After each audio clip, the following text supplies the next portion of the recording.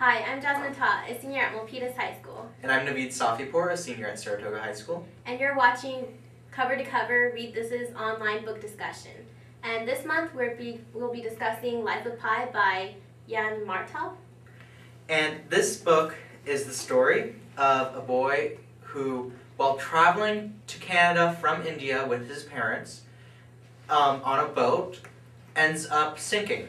His father was a zookeeper and had brought some animals along, and because of a series of events, he ends up stuck in a lifeboat in the middle of the Pacific Ocean with a tiger.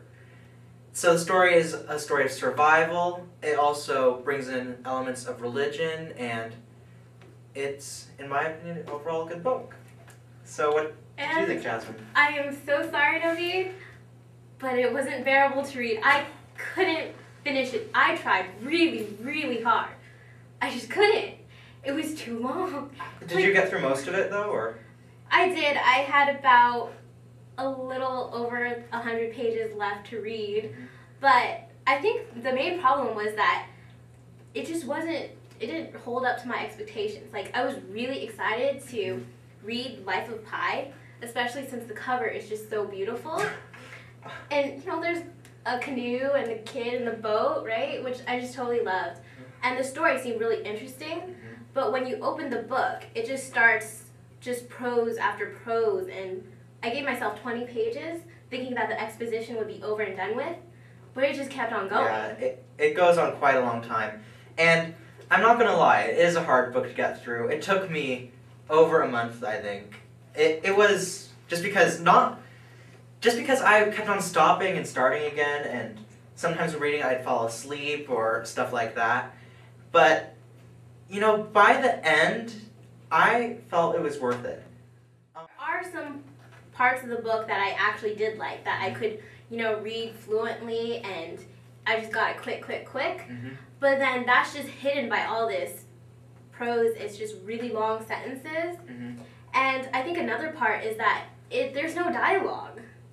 Yeah. I mean, it's all just his thoughts, which, of course, he's stranded on a boat. It's just him and a tiger. So I understand that, but there's no dialogue whatsoever. Yeah. I just couldn't get through it. Now, I guess the question then comes up, since it is such complex writing and hard to get through, do you think this is a book for teenagers, really? I think it could be if you're really, really patient.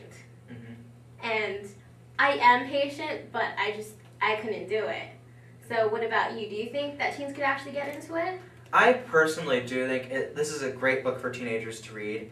Even though it's more challenging than a lot of the books for teenagers out there, at the same time it incorporates a lot of elements that sort of deal with what teenagers are thinking about. I mean, being a teenager is sort of a transition part of life. It's a transition going on from child to adulthood. And when you're at that phase in life, all these questions start to arise about religion and sort of the society around you, and you start to sort of question stuff. And a lot of that is going on in this book. I mean... Well, I do get what you're saying, that there are some teen issues. Like, one of my favorite parts was that his name is French. It's piscine, which means swimming pool. But since his teachers even couldn't pronounce it, and his friends started calling him pissing, like, that's just horror. That's why he calls himself Pi when he gets to college. But also, it just didn't seem to, I couldn't relate to it at all, especially since I opened the book and I thought it was going to be narrated by a 16-year-old, but it's not. It's narrated by him when he's older, and he's just reflecting. So the language, I couldn't really follow it, and then all this other stuff, like he mentions a lot of things I had no idea what it was. I actually had to look it up online. I did want to bring up, though, the aspect of religion in the book.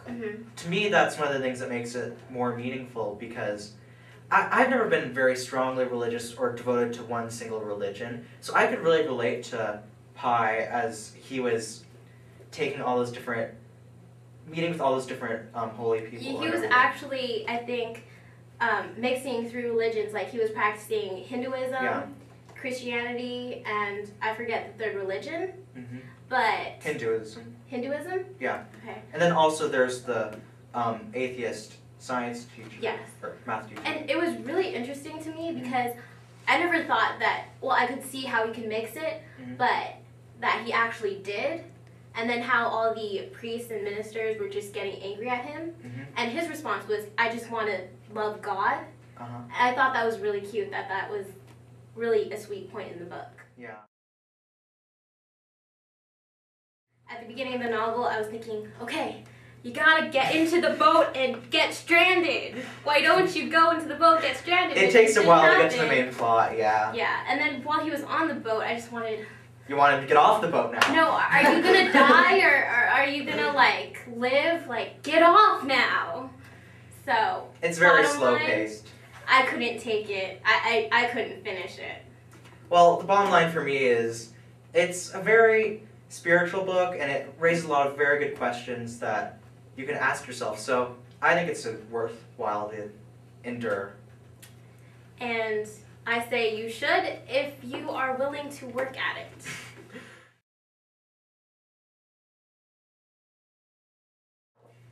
Okay, so next month we'll be discussing Blink by Malcolm Gladwell, and we'll be joined by one of our Read This colleagues, Leah Carlins from Barham High School. And feel free to post online your thoughts on Life of Pi if you read it, and join us in the discussion. Thanks for watching. Bye. Bye.